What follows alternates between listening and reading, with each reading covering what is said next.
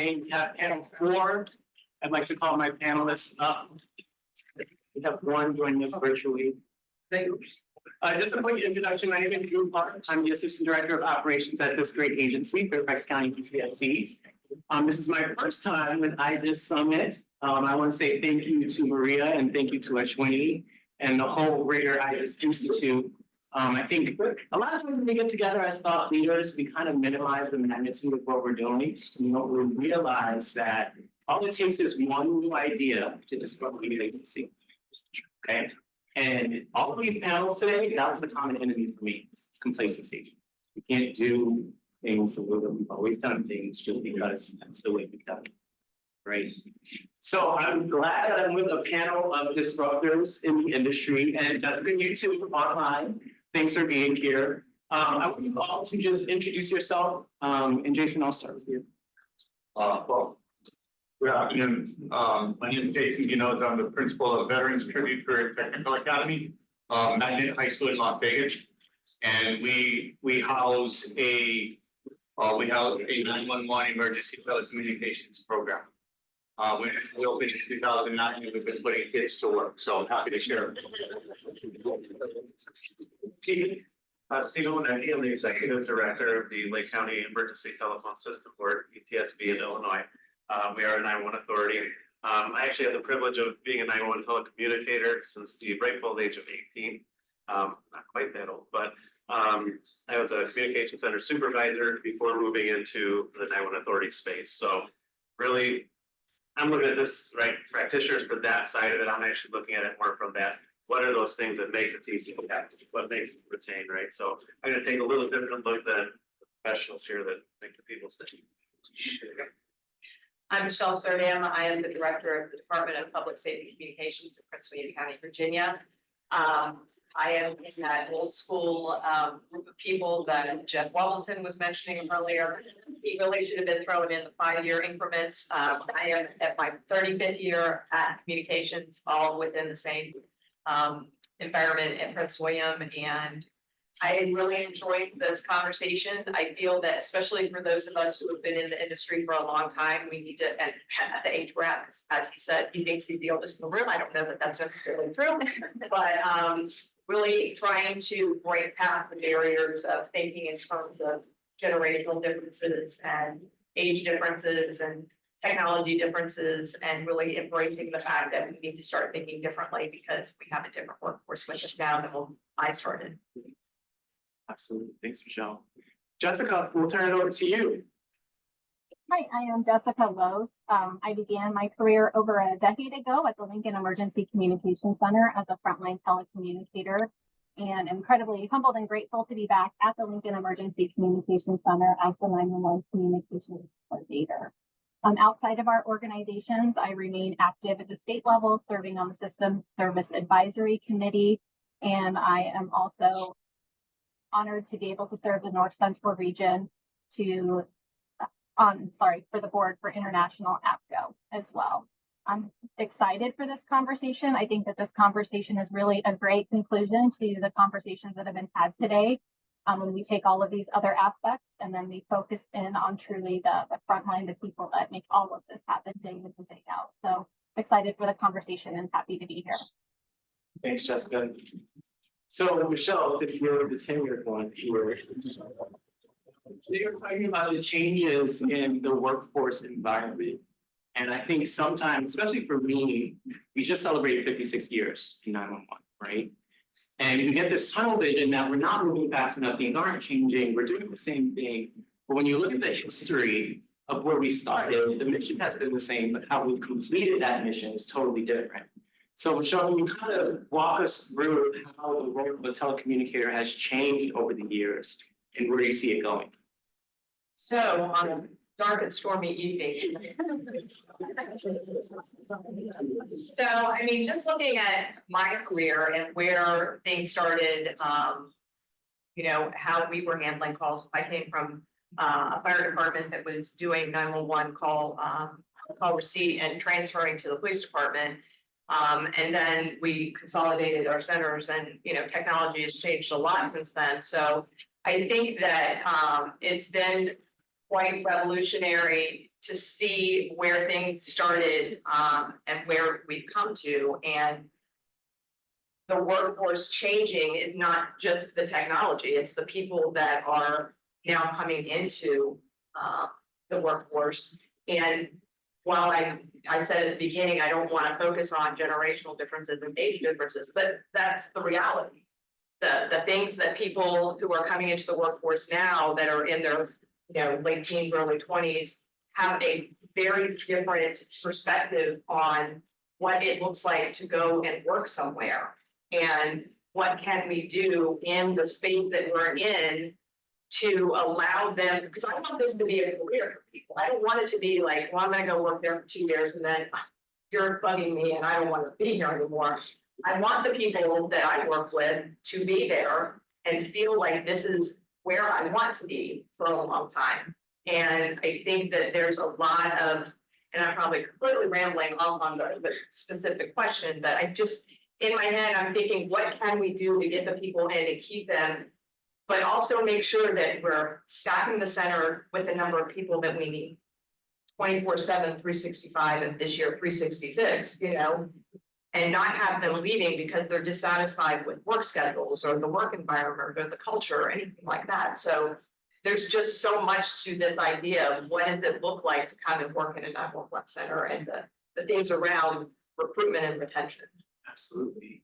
Thanks, Michele. Stephen, how about for you? Coming in as an 18-year-old, how have this kind of evolved? Well, here's what I'll tell you. Okay, it's a very sunny day in 1990. So I will say the whole, really just the whole, what do you call it? What's the thing? Like the, oh, now I'm lost words. The environment has changed, right? Yes, you were the reject, right? In those early days of 911, right? You've come down through professionals, certifications, all those different things that you need to be able to have a career, like you said. Now it's filled, instead of a sergeant coming in or someone that's undisciplined, you're filling this with real people. But as that time has changed, I think technology has played a role. We listen to everybody talk about the technology. Everyone has everything at their fingertips now, right? You have your seasoned, TCs that are now kind of, getting where these screens are getting brighter, they're getting bigger, right? You have all those natural parts of the human body, right, that start to challenge you. But now you have everyone that wants everything in their hands right now. You look at Google, Facebook, these different places that they offer playgrounds and free food and all these things. Well, you can't do that on the taxpayers' dimes.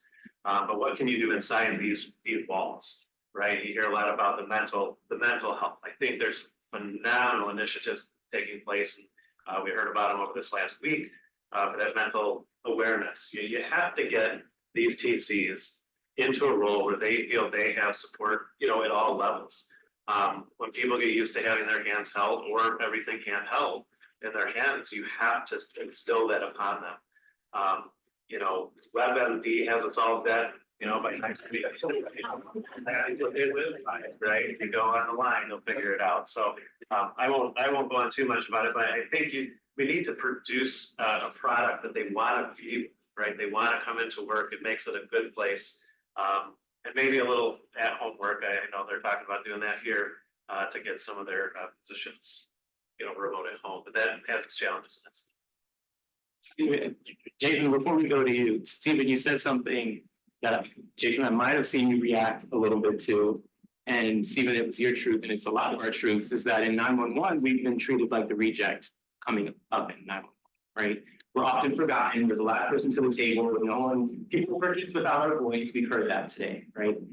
How does that feel for you as a principal of today's 18-year-olds? What story are you telling them about the career as they progress? Well, I'll go back to that idea of the evolution of telecommunicator, because we've seen the evolution of the student's perspective of the job. They're now viewing this as a career as opposed to a part-time job. And that's taken some time to evolve, where early on 2009 to 2012, recruiting students into the program was difficult. And then we started to gain some traction, and we started to see some success, and some students go directly into the career field, get hired rise to supervisory positions, come back, talk about it as a legitimate career. So now we're starting to see that. We're also starting to see the evolution of government officials, of state HR departments, of local jurisdictions starting to take a look at the youth as a legitimate portion of the workforce. He was hired at age 18. I mean, here's the problem. And what we're trying to convince people is that if you're not taking a look at 17 and 18-year-olds as a legitimate source for the workforce, we're missing a big pot of talent. Thanks, Jason. Jessica, how about for you? How has the landscape changed and where do you see it going in the next 5 to 10 years? May not be the most popular opinion, but I think as far as the evolution of the telecommunicator, at the core of the role of a telecommunicator, it's never changed. It's first and foremost service, right? So regardless of if you were hired at 18, if and you've been in a career for 20 years, or if you're being hired today, or if you're being hired tomorrow, the individuals that serve in this industry are doing so because it is serving. So I think that oftentimes we let that go to the wayside and we forget the why of why our individuals are sitting in the seat. As far as the evolution of the role itself, I think that we've seen increased demands and expectations being placed upon the shoulders of 911 telecommunicators. And through that, we have seen technology rise to meet those demands, and that's where we're sitting in this NG 911 environment. I kind of as a leader have unfortunately learned the hard way at times, but also continue to try to share cautionary tales as we move into this NG 911 environment. And we also move into this recognition of wellness, that we don't continue to do so in two separate silos. Because so often I see that we're practicing a wellness silo. Are we checking the boxes? Do we have these resources available? And are we getting the technologies at the console to empower and give anonymity to our telecommunicators? Through that empowerment, through that anonymity, sometimes we forget that the wellness component as a part of that NG 911 implementation has to be seen and to be heard in the moments that they're using it, and not feel like they're just sitting at a console and being forgotten about as far as technology is being put in front of them. So as far as the evolution, that's what I'm seeing, is that we have all of these great things coming into our profession. It is a career. There's great respect behind it. It's just as leadership, we can definitely step up and make sure that the value is being seen and the strengths of it. You said so much that I want to unpack, but I really want to focus on the first half first. I completely agree with you. You said it's all about service, right? Now, for you, how do you recruit and retain that spirit of service in today's generation? Have you changed your recruitment practices to sort of attract people that are service-minded, and how do you retain those newer generations that come in service-minded but maybe evolve into a different mindset after you hire them? You want how we approach this? Is that what you're asking? I'm sorry. Yes. Okay. How you approach recruitment of service-minded individuals? I'm definitely service-minded at heart. I am who I am, and I realize I come with my own set of weaknesses, or maybe things that I don't have areas of strength in. So service to me may mean something completely different to another individual in my center. It's also different members of my leadership team. I'm here and I am so grateful to be on this panel, but those that know me and are in my inner circle, this is very uncomfortable for me. So I have individuals on my team that this is something that they're passionate about, and it allows us to be immersed in our community, and that's a value that they bring, and they're seen and they're heard for that. We have others that are very focused in, the EMS aspect. We are second in the nation as far as our partnership with Lincoln Fire and Rescue on cardiac saves, being able to highlight where that service is, valuable to those individuals. Our law enforcement partners, and what we've done is being a part of the Lincoln community and allowing, the team members in 911 to develop those partnerships and collaborate with, whether it's 988 resources or these mental health co-responders. I hate to keep using the word value, but it truly is. It doesn't mean the same thing to every single person to serve. And that's where I hate that we apply this standard sticker to every individual in the 911 profession, because it's just absolutely not true. As far as recruitment and retaining those individuals, we start at the time that we hire them. We have an academy happening right now. And as a part of that academy, our instructor that's in there right now, Brian Kelly, he puts together with his wife who serves in the medical field. She's a nurse. And they have put together a great group of questions in which our individuals that have been here for a period of time, our veteran telecommunicators, will sit down with these newer team members to include their family members and support systems, as well as our veteran telecommunicators to include their family members and support systems. Because we want to make sure that we're not just setting them up for successful call tape as their next qualification, but we're setting them up to have the critical conversations that need to be had with their spouses about how they're going to miss soccer games, maybe for the month of March, or how they're going to sit down with their family members and break it to them that, maybe we'll do Christmas on December 27th, just really starting to have those conversations that can tear away at their personal lives outside of here, creating that mentorship, and then learning what's important to them from day one. The things in their personal life definitely contribute to what's important to them at the console as well. So, sorry, I know that's a lot, and we have a number of other things that we do along the way, but it's never losing the sight of that individual being seen for what they do and what's important to them. Thanks, Jessica. I love your whole person approach. That's really valuable. Michele, how about for you? How is Prince William recruiting the next generation? When we talk about the next generation of workforce, it's not just 18-year-olds, right? It's the whole gambit of the different generations that are in the workforce currently. So are you doing anything different to attract and retain? I don't know that we're really doing anything different, because that is the one question, that was sent out that I'm like, I wish I had the perfect answer and the perfect solution, but I don't think that anyone, I would love to hear if anybody really does. I think that it seems to me it's an ever evolving effort, kind of, we're going down this path, that's not working exactly like we thought it would. Now we're going to switch over here. I will say in Prince William County, we have a very active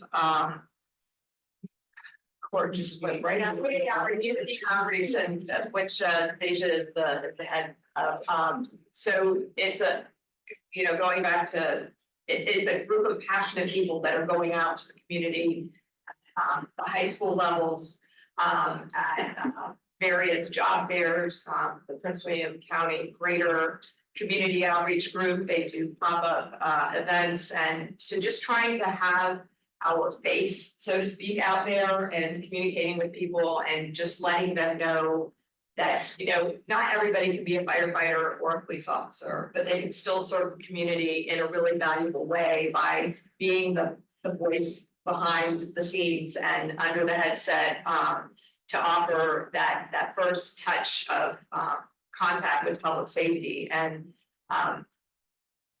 I would love to say that, all of our seats are filled, but, I don't know that there's any communication center in here that could say that that's the case for them. And if there really were the perfect solution, I think all of us would have paid to get that by now. So, we're doing what we can through this effort, and just, like I said, trying to communicate with other people in the region. I think that that the team at Prince William does a good job of outreaching to other agencies to see what they're doing, what best practices they have that we might be able to incorporate. Different agencies are doing different things, because what might work for one agency with, we're going to hire you on site type of thing isn't necessarily going to work with another agency, because we wouldn't do that. We're not going to, we have a whole process that has to be followed. So just keeping those things in mind. And, to the point about really concentrating on the person in terms of technology and, valuing them for the fact that they are in seat doing the job. When we talked at the various topics today, the things that, really resonate for me, and I've talked about it before, is technology is great, but you can't utilize every piece of technology. When you've got 4 different over-the-top solutions sitting there, and the call taker's like, okay, which one am I supposed to be using? Do I use Rapid SOS? Do I use Rapid Deploy? Do I use RAID?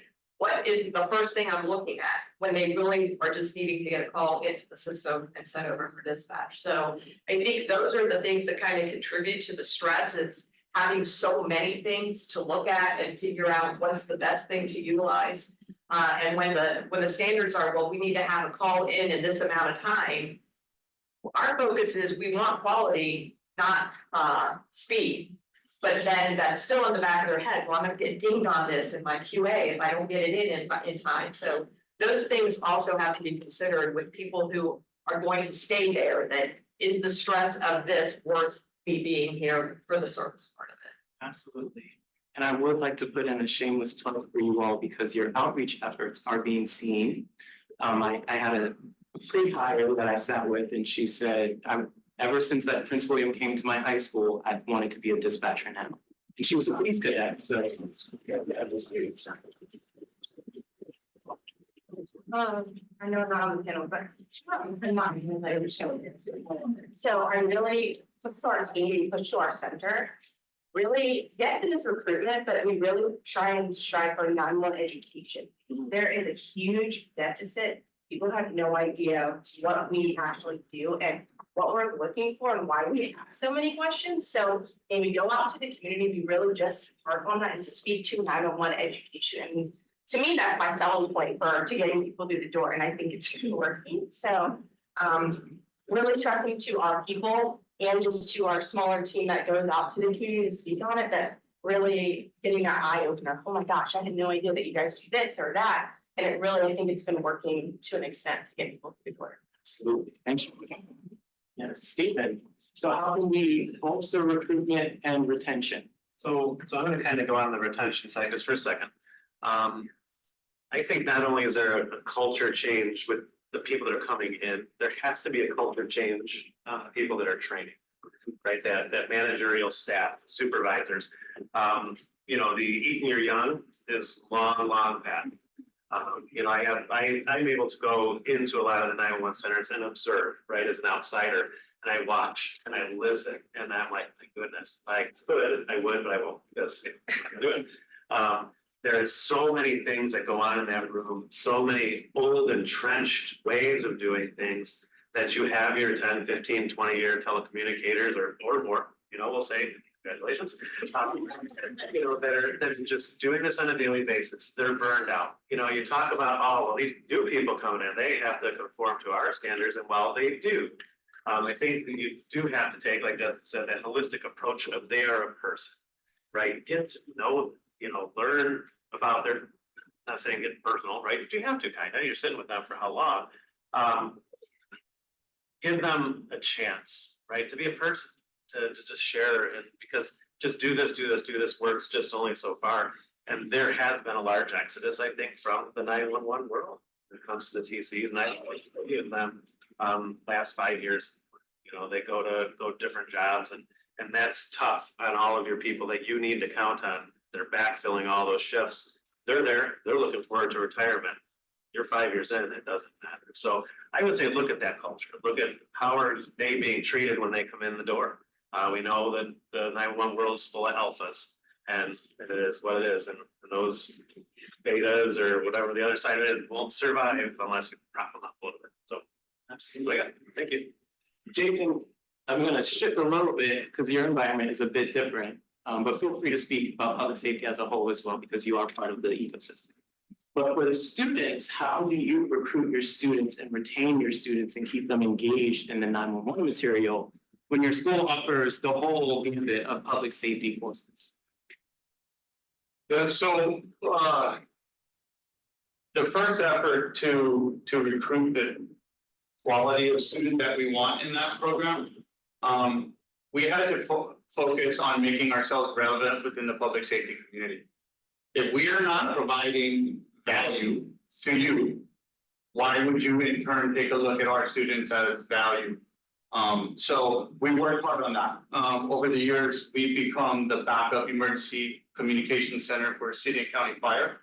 So should an emergency go down, we step back and they stand up. And so that has provided value. The physical location has provided value. It's also provided the opportunity for current training departments to come in and work with our students. That has been the single most valuable retention tool for students that they enter into the program in 11th grade and choose to stay all the way to 12th grade. They also know that they're graduating certifications. So our certifications come through IJIS. So they get the emergency telecommunicator certifications along with their police, fire, and medical dispatchers certification. So they're ready for the workforce.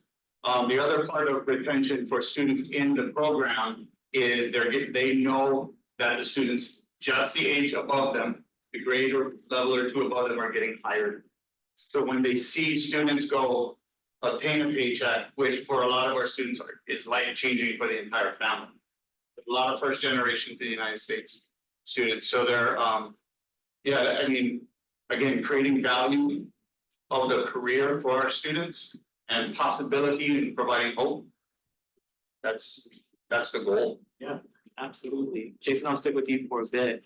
How does your curriculum instill wellness in the students? So Jessica mentioned, the next phase of our efforts are centered around wellness and the whole person approach to doing our job.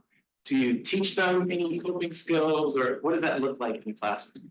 So it's interesting because we talk next generation 911 with the students, and what is it going to be like for a dispatcher to see what's going on? We're blessed to have our current instructor is a retired dispatcher. Previous instructor was a retired dispatcher. So they're able to tell firsthand stories about the impact on them personally. And so now when they're going through simulated calls, they'll also embed, this is how we decompress. This is what we do. They bring in specialists to talk to the students about crisis intervention training, about how to take care of yourself, take care of your family members, how to give them strategies to compartmentalize, if that's even possible. So, but again, it is at the forefront of discussion on a regular basis. It's crucial. Stephen, how about for you? What did wellness look like for you in public safety, and where do you think we need to go with wellness? Oh, maybe let's shake it off, right? It'll be okay. I got a bunch of things somewhere up there. It'll serve someday. I think that communicating that out. I think that watching those TCs that have that tough call. We heard a little bit about it today. With the drowning in a brand new TC, pull them off that floor, and then kudos to that, recognizing that and that comfort level, right? You're coming into something, right? It's everyone's worst day when they're calling. And just be sensitive to that. And I think having that identification that someone's having an issue, right? The response is just changing a person. You can watch them go distant, that glare. So I think with all of this focus on the mental health and the potential of reclassification, I think you really have a good avenue to hopefully get a lot of people out. Because we're not accepting multimedia yet for the very simple fact there's things people shouldn't see, right? We're trying to figure out ways, how does that come in? While it may be evidentiary in a case, is it really necessary for that TC to see gruesome things on the scene of a crash? I don't think it changes their response, right? They need to do their job.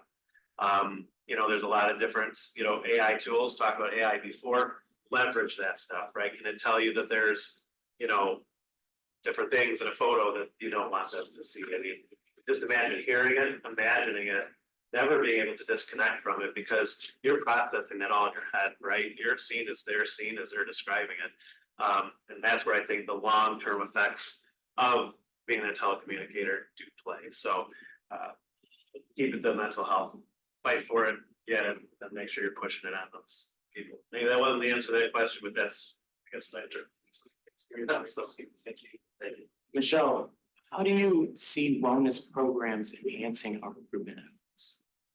I think making people aware that the mental health of our team is really important. And I think that's something that, at least in our jurisdiction, has come bubbling to the surface over the last few years. Because I think that compared to the generation of my, coming into this field, because it was, just get through it, we CISM was something that each of the agencies had, and it's something that came into communications, but I don't know that a lot of people utilize it. You know, you internalize or you just shut down, don't talk about it or whatever. But the people who have been coming into the center as employees, especially the younger, and, you know, I hate to say COVID is the reason, but I do believe that a lot of that is the precursor. The people coming in now seem to be much more sensitive in a lot of ways that my generation was not, you know, or even a few people, got a couple of younger people here from our agency. But they are not coping as well, or they're coping differently than we did. Maybe not as well as the best term to use, but they're not coping in the same way. So we need to recognize what is going to help. So we talk about when we hire people, we talk about the fact that we have peer support. You know, we have an active peer support team and there's members from each of the squads, and we have EAP, and we have a resiliency program. So the county itself has a resiliency center that has behavioral health specialists that are assigned to each of the public safety agencies. So we have our own, and she comes in and, you know, if people wanted to talk to her. But we instituted last year a mandate to all staff from telecommunicator 1 all the way up through director, that once a year you have to do a mental health check-in. If you don't want to talk to them about anything, that's fine, but you need to at least show your face to her and check off. And a lot of people, I think, who may have had some reservations with it because they were concerned about if the information they shared was going to get back to me or to the other leadership, what was that going to do to their careers? And we told them they're not taking notes, they're not sharing that information with us. It's really just, we're trying to be proactive so that we can catch things before they become a problem. And I think that a lot of people who may have had reservations when they actually went in and sat down with her got benefit from it. Yeah. And some of the things they're talking about are us, you know, please go tell them that we don't like this or whatever. And we're taking the feedback from that as well. But I think that overall, we just need to be more in tune to the fact that my generation handled things differently, but that doesn't mean that that's how we should be doing it now. We need to adjust to each individual, and each individual is going to be how they handle or respond to trauma is not going to be the same. Michele, I'm very curious. It's hard enough for government agencies to have a mask mandate. How do you have a mental health mandate? And was there any pushback, or what sort of barriers did you have to overcome to get the government to approve that? So we didn't go to government to say we want to do this. It is something that we did within our agency. And, you know, I think that selling it as we want to be proactive to your mental health. And someone did actually send in a list of concerns, which I addressed, and, you know, to the fact that we're not requiring you to go in and slit your best to this person. That what you talk about is completely up to you. You have up to an hour. If you don't want to go in there and talk that long, you want to go in and say, okay, here, I'm doing it. Check me off. But the fact that we are asking people to make sure that mental health is as important, and in some ways more important than their physical health, because all of those things tie together, and assuring them that we're not gathering information about individuals so that we can go back and dig them later. It is really just, here's someone, we're making it available to them and making them aware of what their resources are. Because even if they decide, I like the idea of this, but this is not the person I want to talk to, well, who else could I talk to? So that's how it is. Jessica, I'll turn to you. You said something earlier that sparked in my head. You said service can be subjective to each individual. And I'm thinking about wellness in that same regard, that what wellness means to one individual may not mean the same thing to another individual. So how do you sort of pick a program that you want to adopt first, knowing that there's many different sort of languages around wellness, and wellness means so much to many different people? How do you sort of direct, this is the program that I want to implement first in my agency? I'm grateful to be a part of an organization that is definitely wealthy in resources as far as availability to employees, whether it's EAP, peer support, critical debriefings, we can go down the list of all of those checklist items. But that wellness for each individual is something that we can't just put on the list and have a list of items. But I feel like we learn what those things are as our team members experience events. For us, it's been as simple as officer involved shooting incidents and a telecommunicator sharing the closure that they needed and wished that they had the same closure that an officer may have. Because let's be realistic, we are first responders, reclassified or not.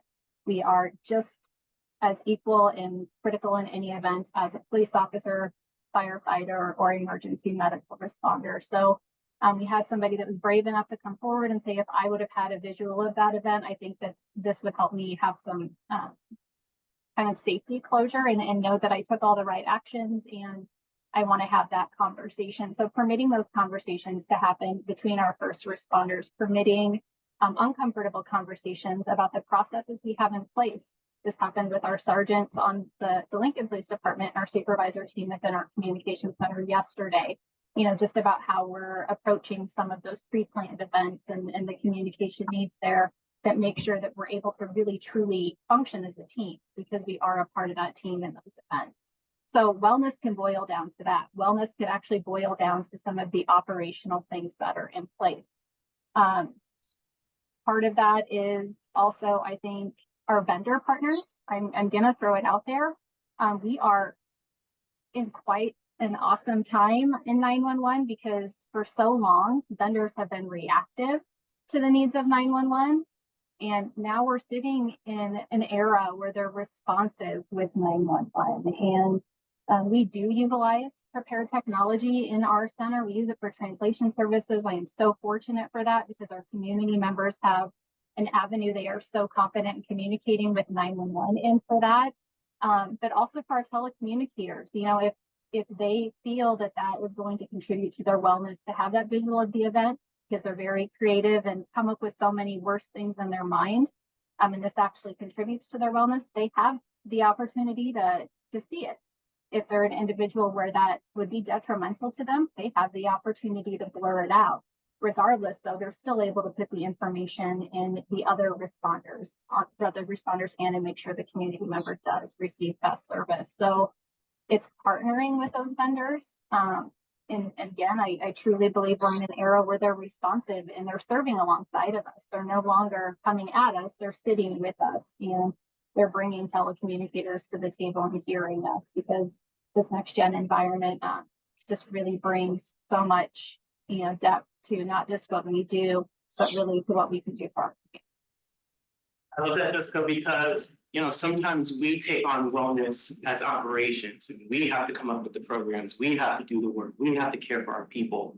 And what Jessica is saying is that our vendors are now feeling a duty to care as well. I think that's super crucial as we move forward into next gen technology is having those vendors that are saying, not only do I want to hear you and get your voice, I want to care for you after we implement this. Thank you so much, Jessica. Sure, I apologize. If I just add one thing, I do think that we missed in the retention factor. A huge thank you to Jason and those across the country that are doing what he does, because as a part of that program, he also partners with vendors and he's having those conversations with vendors with his students. He's exposing them to new technologies coming out quite often. So just being aware of that before you even step into this career field as a 911 telecommunicator outside of that high school environment, those individuals have already embraced and noted that change is coming at them because for wellness, that can be an overwhelming factor for many 911 telecommunicators. It's the change in technology, right? And that's not ever going to stop. So thank you and kudos to Jason and those that do the same thing. I appreciate it greatly. Yeah, just it's interesting because piggybacking on what she said, I consider us like a test tube, right? If somebody wants to try this, let's put it in, let's see how it integrates with our CAD system, let's see how it works, and you're putting it in the hands of a 17 or 18-year-old who They may not be proficient at that piece of software, but they're proficient in using multiple different platforms. And multiple different products. They're amazing. So I would encourage you to take a look at your local areas. Do you have that opportunity? Right? I mean, we're starting to work with Convey 911. Let's put the latest and greatest software into our students' hands and let's see how it works in a simulation environment. So I think we're gonna be able to tap into some new things, and it's to no one's detriment. We're just testing it. Absolutely. I do want to take some time to open up the floor. If you have any questions. I just wanted to say, as a tribute to all of you who work in this environment, it is such a tough job. I know, my daughter was a 911 operator for 6 years. I think it started at the age of 19 and, you know, suffered burnout and everything. She had suicides when she was on the line, things like that she had to experience at that young age. But what it did is, and you know, this is what you're talking about, she's very technical and very technology oriented as far as abilities. And then because she was at a young age, like you're talking about, test tube type of situation, but it also prepared her for other roles after she left 911. And she works for a university in the area. We live in Prince William, Michele. And but she has to deal with, she's a supervisor now, has to deal with this issue of wellness for people that she supervises. But she comes from the era that you referenced, Michele, of, you know, they didn't deal with that at the time. And she is having to adapt, if you will, the younger generation, younger than her now, to what they need and want from her as a supervisor. But she is from an era of being task oriented as a prior 911 operator. So it serves you well for your future, for all those, you know, that are, you know, experiencing a career in this or what you go to from here on. It really does. Your judgment, your intelligence, you know, your capabilities. But you know, it's take care of yourselves, because it does, you know, burn people out. That's not recognized often enough by the rest of us. So I just wanted to say thank you and to tell you that, you know, we kind of live the examples of what you're talking about. And I think you're stating the way it is for, you know, the reality out there that a lot of people are not aware of. So that's what I'm saying. Thank you to all of our panelists. Jessica, just quickly, if people want to keep in contact with you, how can they do that? Do you want me to share my information in the chat? If not, I think the individuals that put together have my information. Please feel free to share it in the room. My email, I'll just say it real quick. If anybody has a pen and paper, this is jloos, LOOS, at lincoln.ne for Nebraska.gov. My cell phone, if that works better, is 402-730-0778.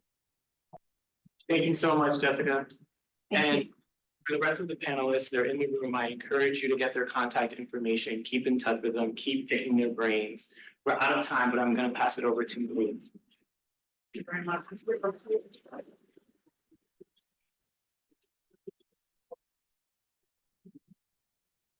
While our panelists transition back to the chairs, I know that I am the one that stands between, maybe a couple of us stand between you and the doorway, or maybe some travel plans, or at least some refreshments. But I would like to take just a couple of minutes, though, is to sort of wrap up on what I heard as some of the potential takeaways, not only for short-term issues, but for some long-term issues. One of the things that IJIS does through all of its events, whether it's 2-day events, 3-day events, or even when we're doing consulting gigs, at the end of the day, we want to make sure that it's not just a listening session, it's not just a networking session, it's not just a discussion session, all which have unique and independent value. but that it actually is the basis for what could be some solid steps moving forward.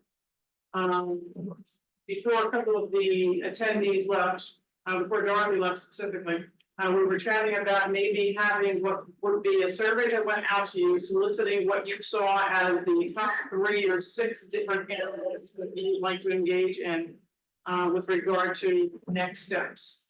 The 4 panels that we had clearly went through 4 top areas, right? Now you can see how they blend into one another, so it's not that they're classically independent. And certainly there are many, many more issues that should be addressed, but in a day, I think we covered a lot of material. But it is something that we would like to have your input into that first round of what could the priorities be that we should collectively address.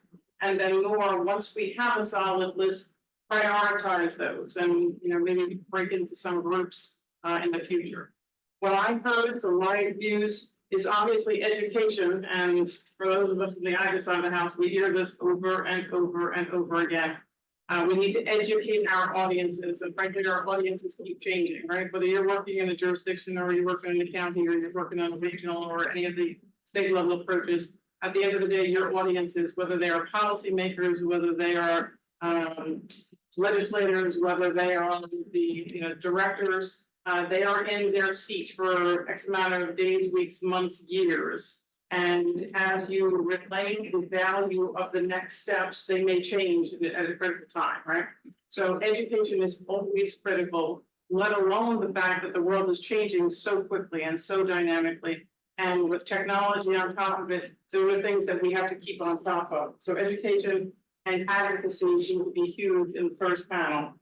The technologies, and most importantly, the potential. I love seeing, and I have my own past with North PD way back when, I love seeing the potential that everybody saw in AI. And it's not even that we could have a singular definition of what AI is, right? Because everybody knows that in and of itself is interpreted in so many different ways. But the notion is that everybody wants to understand what is possible. So this group may or may not be reflective of what the majority of the audiences and or practitioners are in Ashland. I don't know that answer, and you would know that far greater than I. But the truth is, this group wants to think outside the box. Thus, this group is the one that needs to be engaged in how to change these things for the future. We've talked about, and look at Roger, we've talked about servant leaders, we've talked about leadership issues, we've talked about so many different things that is intrinsic to public sector issues, public sector domains, fostering leadership, understanding the leaders of the future, understanding how to mentor younger minds in the future. But emergency communications and being the first responder is huge and is so significant to all of us, not only within our justice support organizations and our communities and domains and the IJIS Institute in particular, but in our lives when we go home, right? We're the ones calling 911 and saying help. We're the ones hearing something downstairs, or something goes wrong, something goes south, and your community is the ones answering.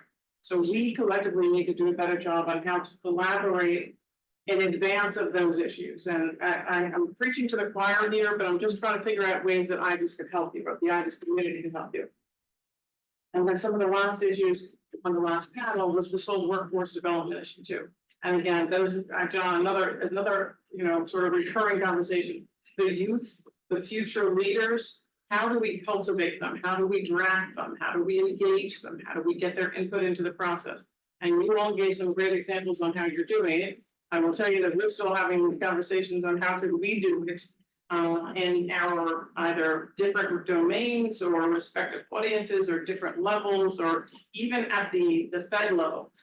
We see a lot of the same individuals that may have, aspirations of retirement, which is great. That's a wonderful thing. Quality of life is a wonderful thing. However, that means we need to be recruiting those younger minds at the state level for whatever domain that we're talking about in data sharing and the greater justice enterprise, to be our voices in the future, to think proactively, to be the out-of-the-box thinkers that you were today. So with all that in mind, and again, this was sort of just my cliff notes. I would love to get your input into the future. I would love to have your energy to then bring you in with some of the same individuals coordinating it internally to be able to identify what the priorities are and then bring the skills of that broader collaboration network that we talked about. not just the practitioners, not just the industry, not just the policy folks, not just the researchers. Simply everybody and their mother that has a stake in this game, right? And to be able to prioritize it. And I don't like to boil the ocean, but I do think that the more minds that we could put this to a certain topic with certain priorities, the better we can have an outcome and test success, right? So whether it was the notion of the test tube or whether it's piloting what is a technical solution, which when I was at PD days, you didn't do that, right? Because procurement wouldn't let you do that. So even that is already a coup. Now, when you look back and you think how many of those strides would we make, I don't know that the numbers would be huge, but I do know that there's at least numbers there to count. So any feedback or any sort of collective views that folks want to offer? I usually get the opportunity to stand up here and give my clip notes, but does anybody have any collective views of the 6 or 8 hours we spent together? Couple times watch. Thank you for writing this together. I appreciate that. I honestly drawn my first and foremost thank you list, but any feedback that folks have? I will say your face will look much better from the front. Once I've had to a person, but I would say this first one in person, so beneficial. So thanks for putting this together and to see so many industry partners in the same room that is not, everyone just passing by in an elevator or something. It's really cool. So thanks to all of you for coming. I appreciate that, and I said to several different individuals now, like you're much better looking, really nice, right? That's the other thing. We hear voices, people are on their cell phones and not even necessarily on the camera. Or then you see the camera and they're prepared differently when they're coming out to the outside world. But it is a different dynamic, and I think, to whatever our opinions might be on the pandemic, the world is changing in its behavior because we're coming out and we're doing these things. And whether or not we still need to be studies about the wellness issue, the physical wellness issue, let alone the mental health issues. But at the end of the day, thus we have the opportunity to engage our people again and our communities and getting everybody at the table. So Scott, I thank you for your hospitality. I thank you for making us feel part of the homes. I thank Roger and Ed.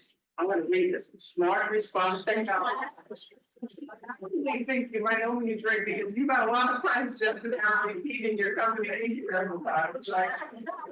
And I thank you most especially to you for your attendance. Most importantly, your engagement. It wasn't you in this room listening, etc. It was you having opinions, getting engaged, getting involved. Even if it was just head bobbing and listening and being engaged. I know you had a long week. I'm grateful that we were able to tag on to that week because sometimes getting these sort of events coordinated sometimes is a challenge from a geographical standpoint. But I am appreciative to you. I know our team is. I'm very grateful to the team for putting this together. There's Winnie and Roger and Ed, and I don't know where anybody is sitting, and Phil and Alex and Emmanuel and Kathy and Steve. Those are the faces that I'm seeing. But I thank everybody, and I hope that we will see you in the future. Just know that we will be in touch, and hopefully we'll all start to sort of chip away at this list that we agree on. Thanks, folks.